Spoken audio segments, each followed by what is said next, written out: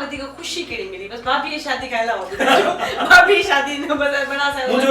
मुझे सब खां वॾी खुशी इहा आहे त मूं जेतिरी स्ट्रगल कई आहे। अॼु जेको बि पाकिस्तानी आहे, अगरि जेकर पाकिस्तान जा 22 करोड़ माण्हू आहिनि, 22 जा 22 करोड़ मूंखे माण्हू सुञाणनि था सोना लग दहलीवाला। नो डाउट उहा अचीवमेंट मूंखे नाले खां न बि सुञाणनि था, मूंखे भरे खां चवनि आप वही है न सोना, तव्हां वही आहे न सोना लग। वाह वाह ज़बरदस्त, इन में को शक न आहे। ऐं उन त कलाम तव्हांजी लाइफ ई चेंज बिल्कुल बिल्कुल। सोना लग दहलीवाला मूं गीत किथे कंहिं यूट्यूब चैनल ते हिकिड़ी लिंक उनजी ॿुधी के फनकार जी, पोइ उहा लिंक ॾिठी त मूं वरी उनजो सॼो जो गानो यूट्यूब तां कढियो त उन थोरो हिनखे ॻायो। अच्छा अच्छा, मुझे यार तो कमाल जो कलाम है सही। ऐं अगर हिन सॼो नाहे ॻायो कमाल के हा, पूरी मुझे यार सॼो कलाम किथां ॻोल्ही? यूट्यूब ते मूं उनखे सर्च कयो त हिकिड़ो पुराणो कवाल हुयो, उन किसो बयान किसे तां वरी उन में किसो बयान करे पई, पूरी उन ते सिंक लाइन उन कढी। वो हिकिड़ो अस्थाई अंतरो ऐं ॿियो अंतरो, 2 अंतरा हूंदा बस सभिनी खे सर्च कयोसि त सिर्फ़ु 2 अंतरा ॻाया हुया। वरी पोइ मां हिनखे सर्च कयो, हिकिड़ो नाथ ख़्वा हुयो, उन ॿियो कलाम उन 2 अंतरा, लेकिन उन एक्स्ट्रा ने 8 अंतरा ॿिया पढ़िया। उन्हनि मां वरी हिकिड़ो अंतरो मूंखे वणियो, उन खे खयो। अच्छा, मां उनखे लिखी करे तयारु कयो। मां चयो हाणे किथे स्टूडियो में किथे टाइम मिले त मां हिनखे रिकॉर्ड करायां। स्टूडियो में इत्तेफ़ाक़ सां उन वटि को 10 ॾींहं या 15 ॾींहं पहिरियां इहो को ट्रैक आयल हुयो। अच्छा अच्छा, ट्रैक ॿाहिरि जो आहे। सही, ॿाहिरि जो ट्रैक आहे। किथां ठहरायो था? पाकिस्तान खां ॿाहिरि जो ट्रैक आहे। ओ कमाल, वक्त ने करवा के आए भी कमाल। हां, उन मूंखे चयो वीचारी गीत आहे, वो कसीदो आहे, इहो रिकॉर्ड करणो आहे। मूंखे चयो राज वे मूंखे ट्रैक ॿुधाए।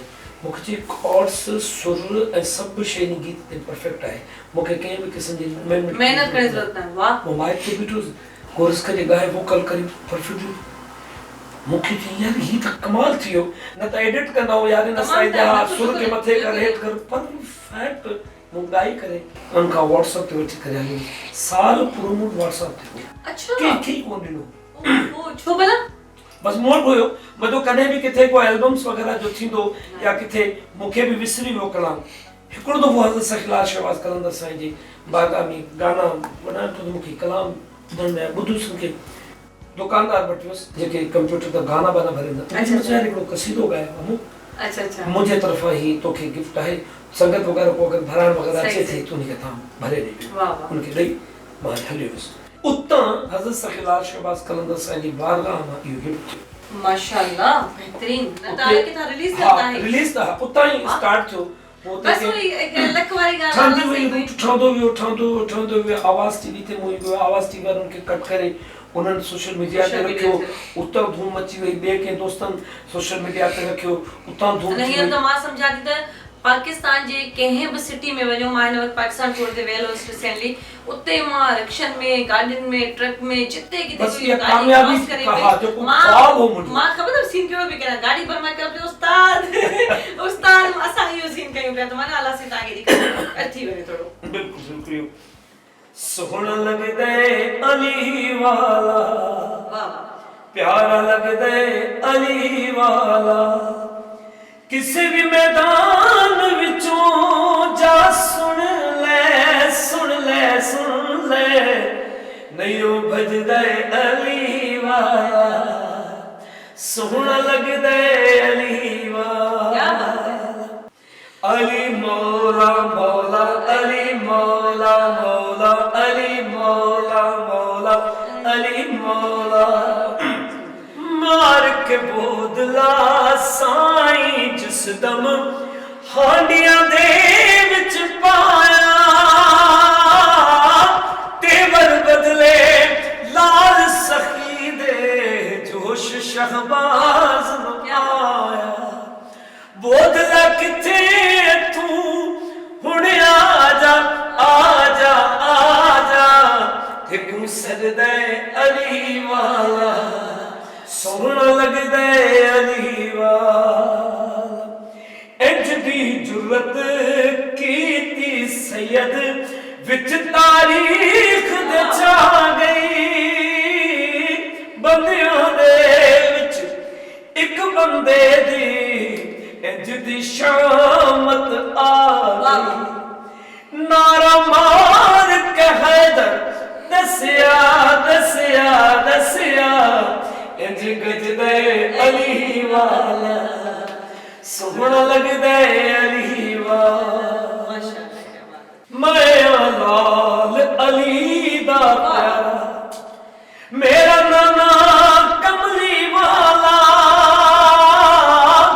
हसन अब्बास वीर ने मेरे मैं करमा वाला चढ़ के मोड़िया ते हुसैन बोले नाना इंज सजदे अली वाला सोहना लगदे अली वाला। क्या बात है, क्या बात है, जबरदस्त माशाअल्लाह। असल में हज़रत सखीलाल शहबाज कलंदर साईं जने इहा गाल शायर लिखी है तो उन वक्त हज़रत बोधला सरकार कट जी हां हांडे में पहुंची हो लेकिन में के सरकार की थियो सरकार बोधलो नजर न थियो तो सरकार जो इते ही है जैसे सजो सेवण बोलियो है नचो मिले हाणे वो हांडे में बोर्ड में पचजे पियो त सखीलाल शहबाज कलंदर साईं चए थो मां अली वारो आहियां जने मां सरींदो मास तो हू ईंदो। ओहो छा तकीदत है, छा तो न जो मां सरींदो त ईंदो।